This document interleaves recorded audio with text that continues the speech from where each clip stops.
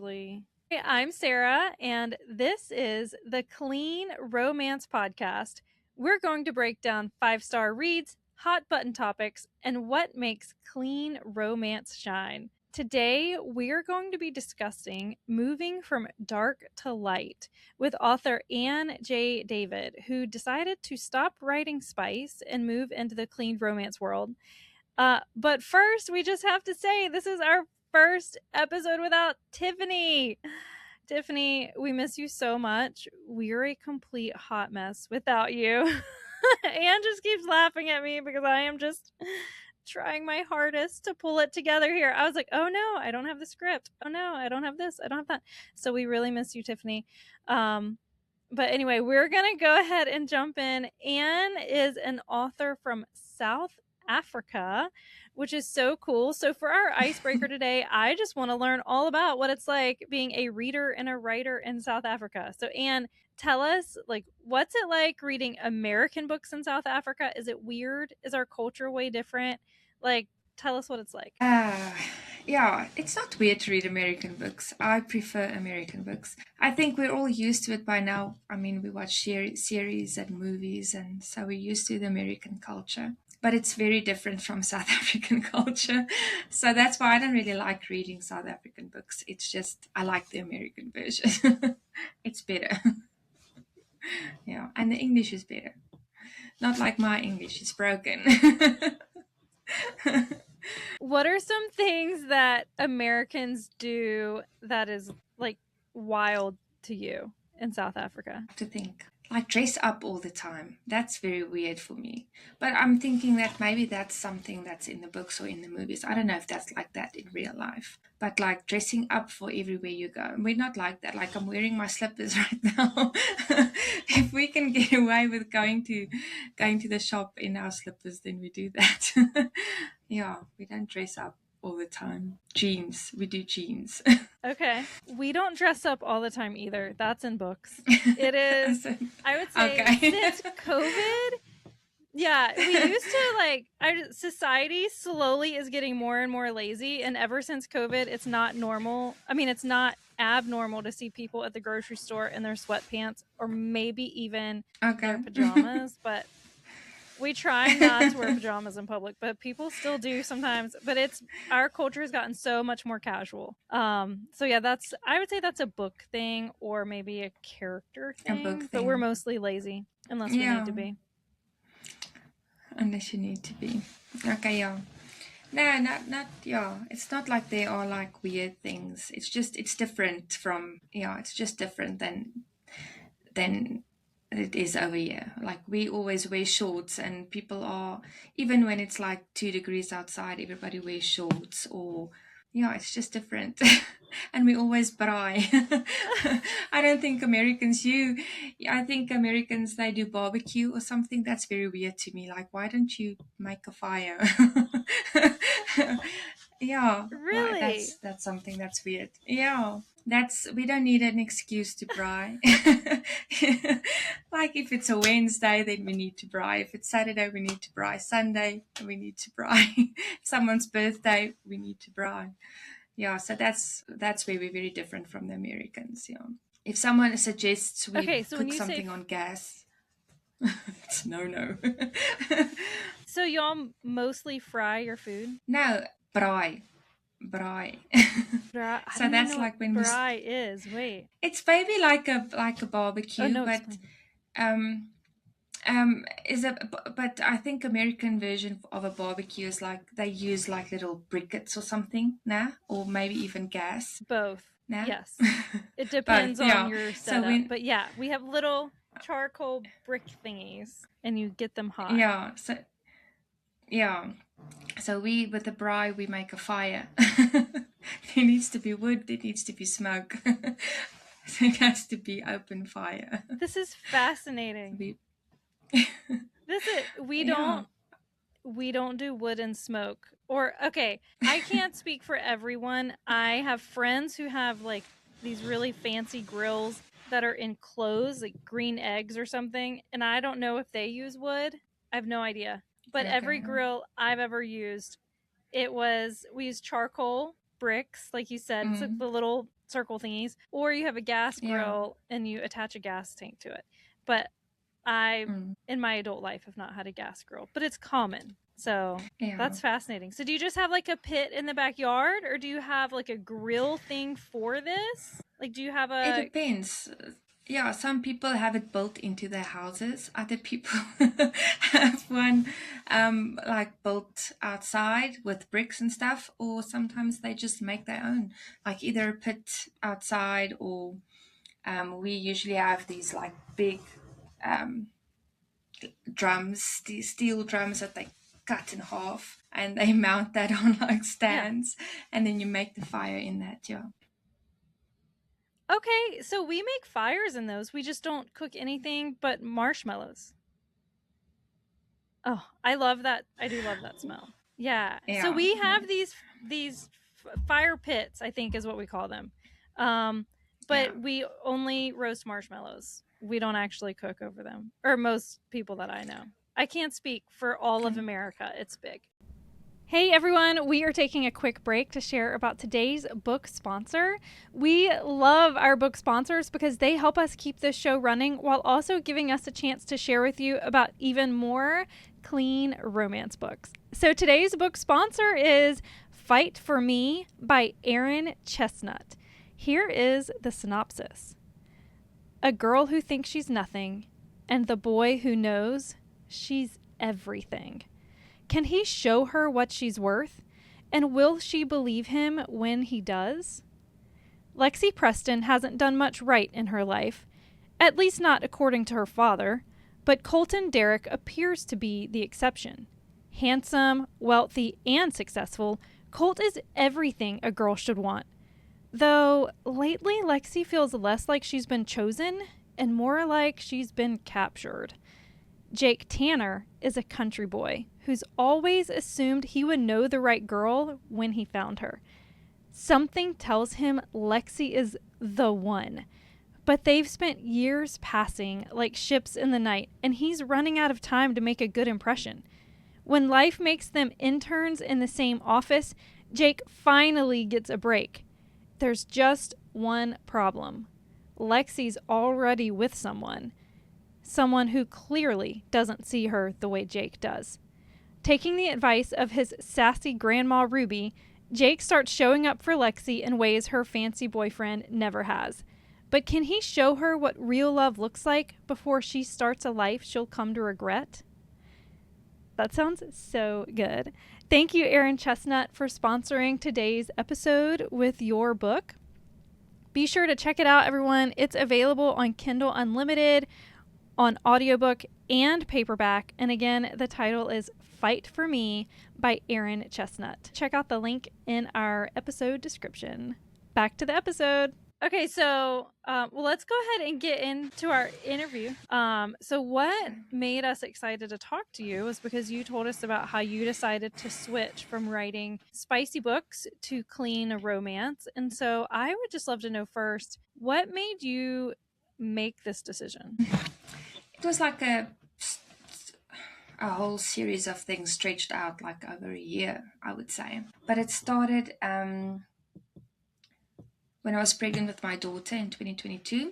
We went to visit my sister-in-law, and she asked me, I don't know, out of the blue. We're not people, we don't usually talk about your faith, or that's just not something you talk about.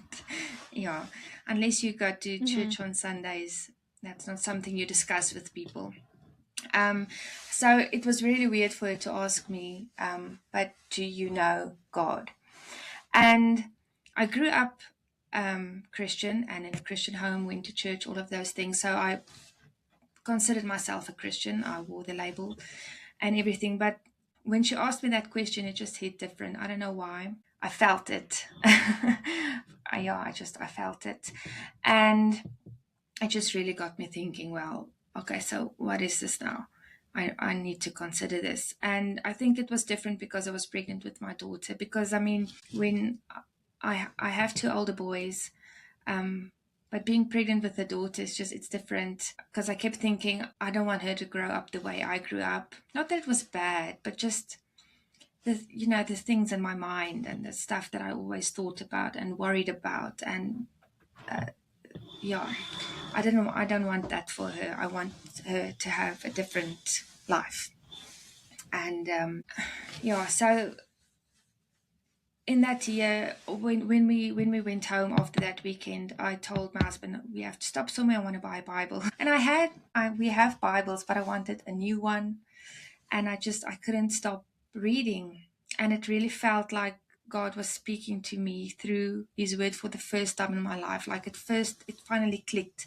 I never wanted to read the Bible because it's like it felt difficult to understand. It's like poetry or something, and I wasn't getting it. But then for the first time, it made sense, and I couldn't get enough of it. So I think it was like 2 or 3 months every day, like several times a day. I was just sitting in front of my Bible and I was ignoring my social media, my writing, and the books I usually read. Because by that time, I was busy writing my ninth book.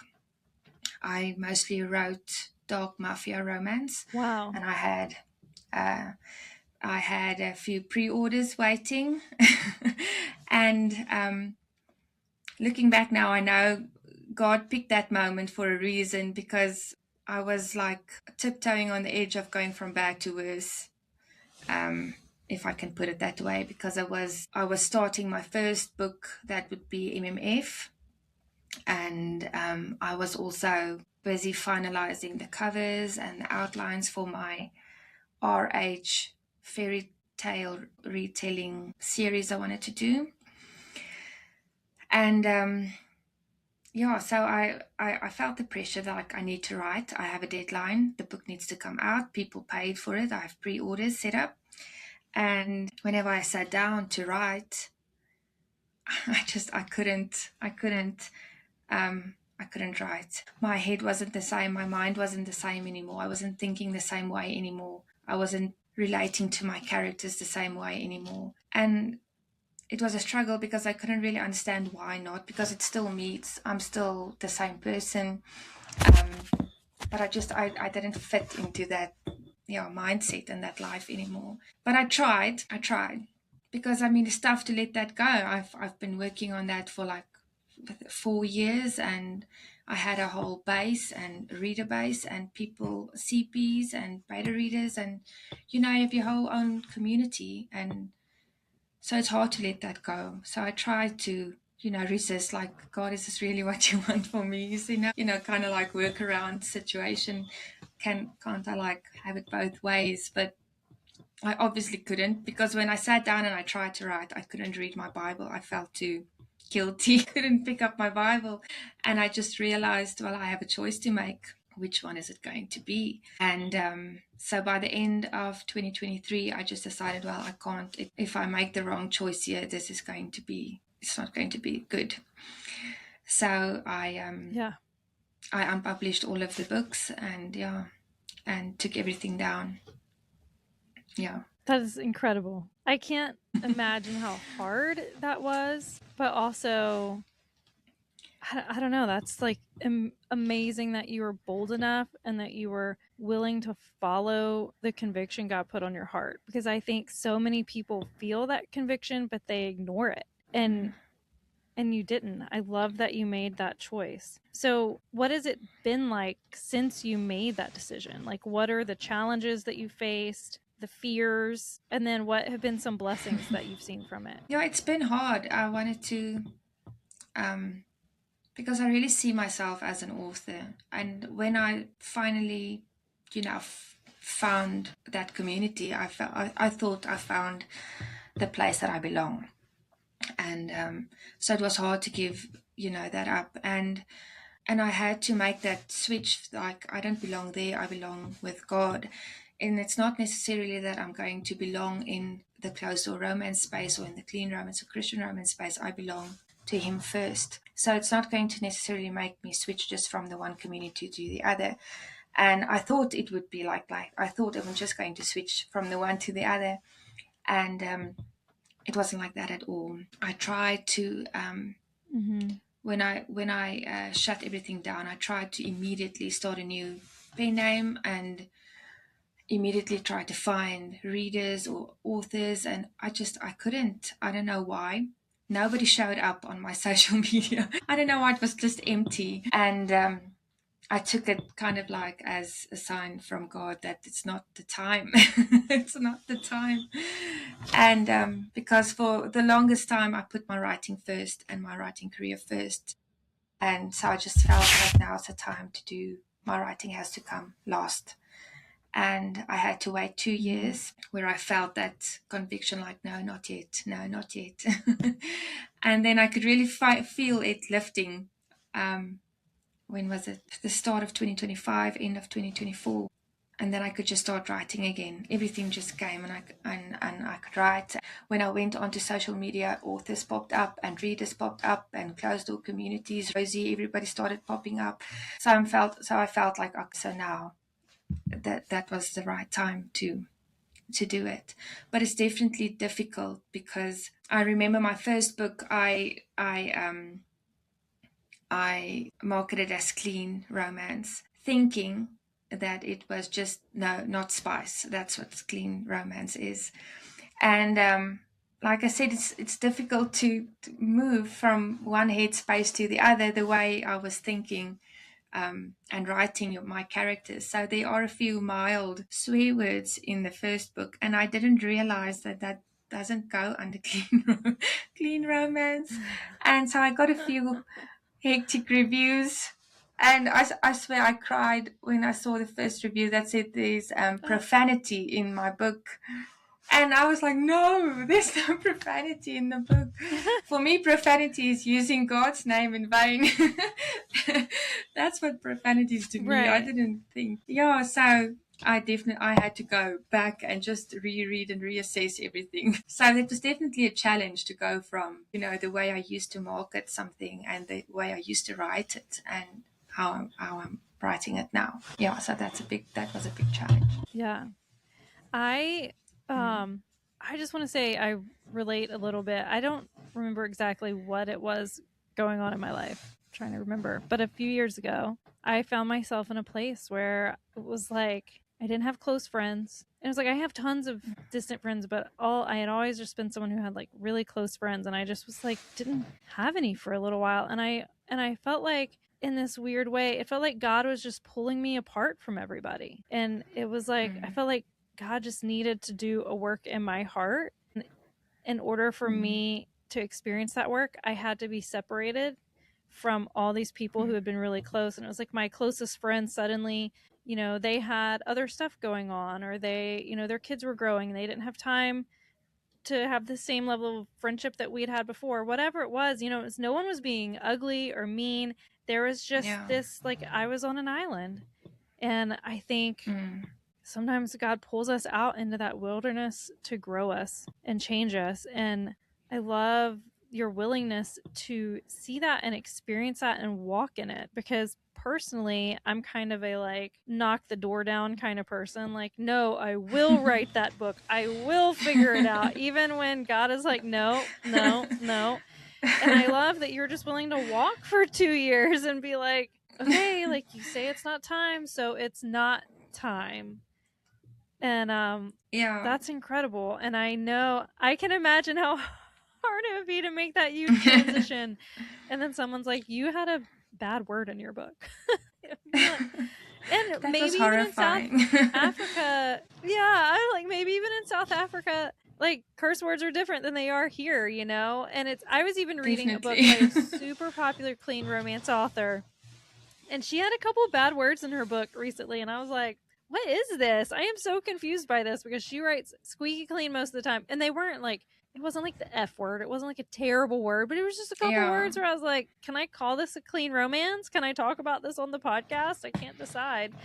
Um so yeah, Yeah. but your willingness, I think, to instead of getting mad, to be like, okay, like we can change it. I think, are you self-published? Yeah.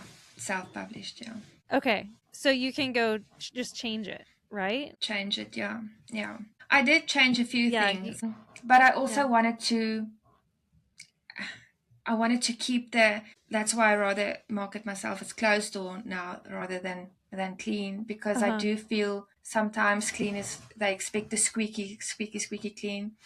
And so I can still write the book without any swear words and stuff in it. But Right. I know, like, I know in my first book, the characters, they are in Vegas because it's a Vegas wedding trope, and she had a glass of champagne, and that was also one of the reviewers mentioned, well, there's alcohol abuse in the book, and I'm like, no, please.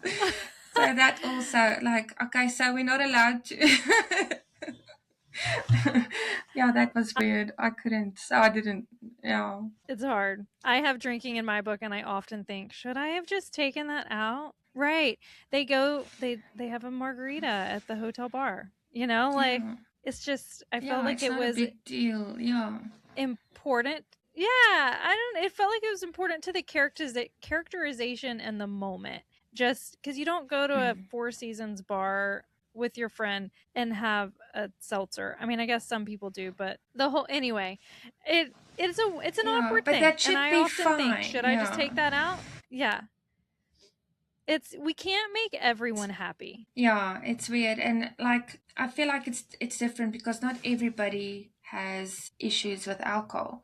But I mean, if my character Right. has an issue with alcohol, then him having a beer or something would be a bigger issue. So then I would write it that way. I did it that way in the second book, Right. um, where he struggles with alcohol. That's actual alcohol abuse, and but I mean, then you make it part of the story, and that's part of who he is and what he's struggling with and how he moves through it. But sometimes people just have a glass of champagne at a wedding, and it's not it's just a glass of champagne at a wedding. We're doing toasts and stuff, so it's not Right. like it's I feel like that should be okay. It's not like we're stealing a bottle from the back of the bar and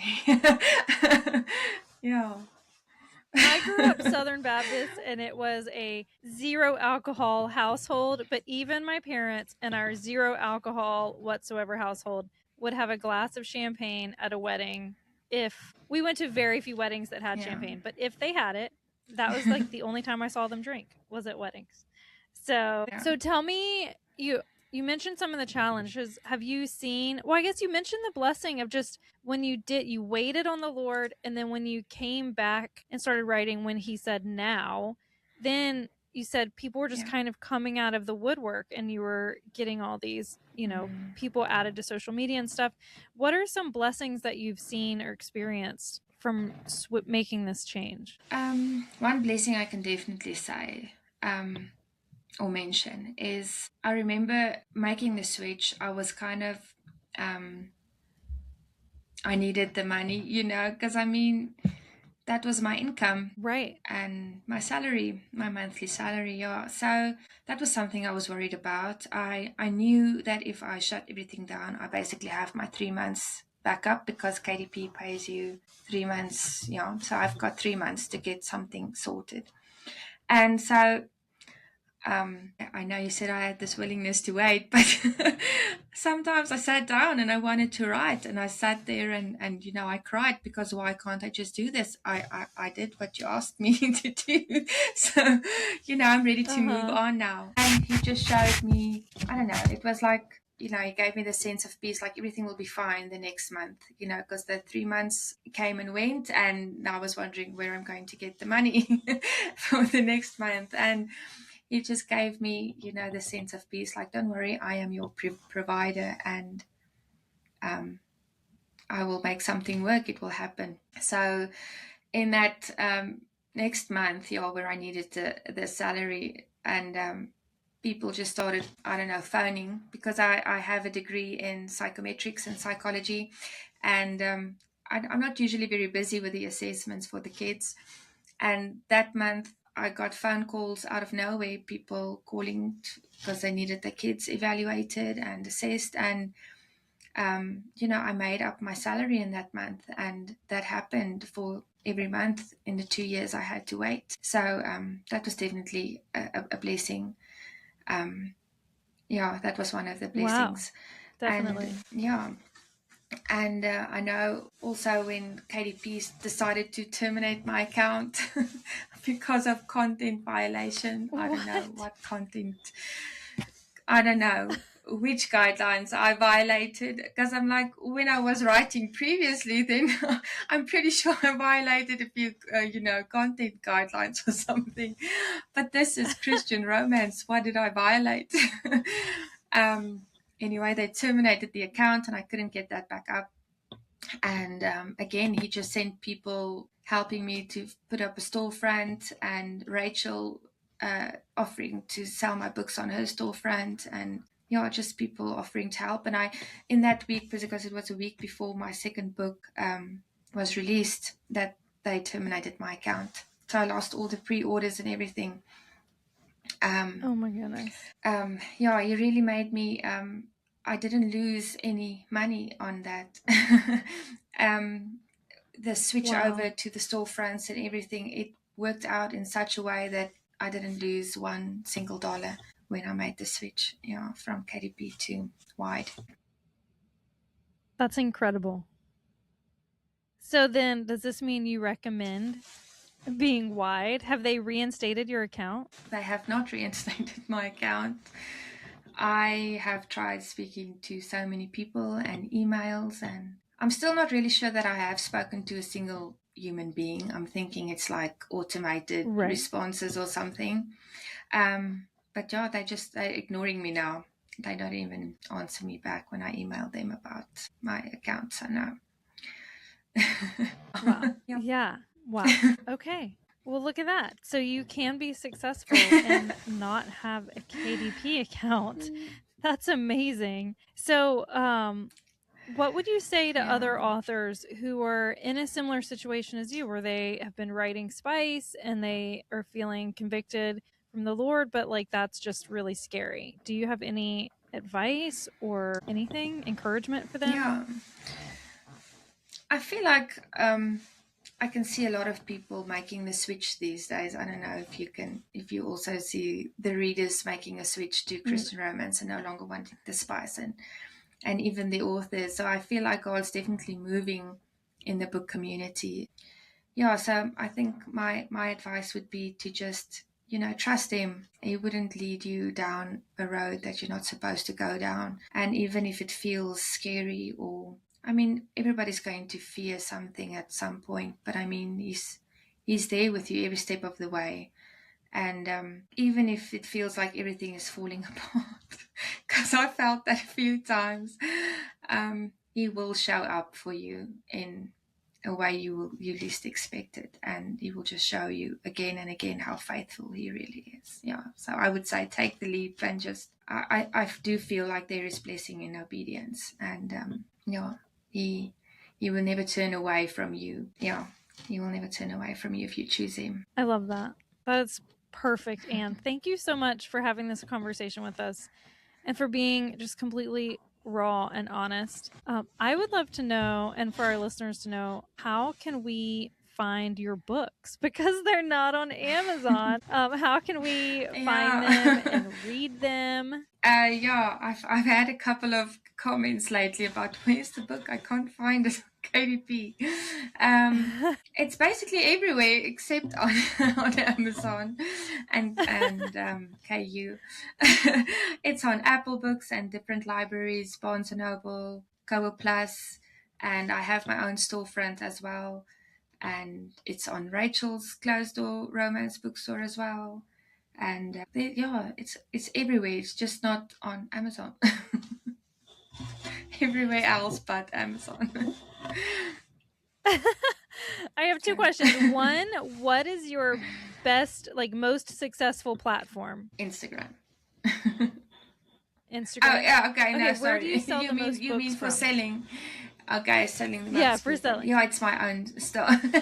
My own your own website on my website. Okay. Yeah. Well, we will be sure to link that in the description of the podcast. And then how many books Thank you. do you have out now? I have 2 out now, and then 2 will be coming out this year at some point. Yeah. So exciting. So which one do you recommend that we start with? Yeah, it's in the series, so obviously the first one, but the second one is my favorite. Yeah. So the first one will be fine. Yeah. So we have to read the first one to get to the second one. Yes. Okay, perfect. Yeah. Well, thank you so much, Anne. If you want to, can you spell out your website in case people don't feel like looking at the description? Oh my goodness. Okay, it's www.payhip.com/AnnJDavidAuthor. It's a long one. Okay, so it's a payhip.com/AnnJDavid Author. Okay. Yes. All right. Well, thank you so much, Anne, for joining us at the Clean Romance Podcast. Let me we don't have Tiffany here to keep Thank us you together. for having me.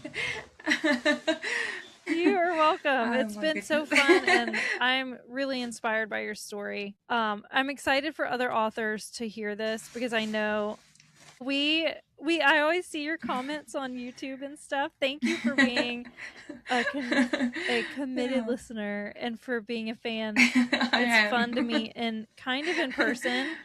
Well, how many times did I say that Tiffany is the glue for this podcast? We forgot to do our 5-star reviews. So I am back real quick with my 5-star book of the week, and I am really excited. It's actually a good thing that I forgot because I downloaded this as soon as I was done with the interview, and my 5-star read is From Ice to Home by Anne J. David. You can see it's on my Kindle. It is so good. I've been seeing people talk about this book on social media forever. Like Rachel and Rosie, they're always posting about it. And I've always thought, why are people so into this book? And then I started to read it, and now I get it. So these two characters, I'm not going to give away the plot. It is a hockey romance for people who love hockey romance. But these characters are walking with the Lord while the book is going on. And so you're getting like an interview of their prayer life. And I think that's really fascinating and rare. It's super rare. I don't even know. Like, this is how I wrote my memoir. And that's a comment that people often say is how interesting they found it and how much they loved that inner conversation with God. And so I was really shocked and pleased and surprised and just really loving how Anne just like wove in their prayer life and their relationship with God along with all this crazy stuff that's going on. So anyway, Anne J. David, your book is so good, 5-star. And one other note, this is actually my first time buying direct from an author. I've bought paperbacks direct. This is my first time buying an ebook direct. And so if you, like me, have been a little nervous about it, I mostly read Kindle Unlimited. And so I just haven't been stretching outside of that zone. But I was like, I really want to support Anne. I'm going to try this out. It was so easy. So easy. If you've ever been an ARC reader and you've gotten a BookFunnel book, or you've ever just gotten a free ebook or whatever through BookFunnel, it's the same thing. So I just paid my money, and then I got the email from BookFunnel, and for me, I download it onto my phone, and I have the Kindle app on my phone. So then when I add the book to my Kindle on my phone, it automatically adds to my actual Kindle because it's the same account. So anyway, thank you, Anne, for being on the show. And now we're going to hop to her 5-star read. Thank you guys for your patience as we muddle through an episode without our glue, Tiffany. Hopefully she'll be back next week. All right, on to Anne. Okay, my 5-star read is the Really Truly series. It's not actually one book, I think it's 4 or 5, by Cara Erickson. The first one is Who You Really Are, and it was just, the reason I picked this one is because it's the first book I read on this whole Christian closed door clean romance journey that was the kind of book that I needed. It was a book with deeper things and characters really struggling with darker themes and still finding the happily ever after, and still walking with God through all of it. So yeah, that's definitely my 5-star read, and I will always recommend all of Cara Erickson's books. Thank you for joining us on the Clean Romance Podcast, where clean romance lives happily ever after. Wherever you're listening, be sure to follow or subscribe so you don't miss a single episode. And until next time, happy reading.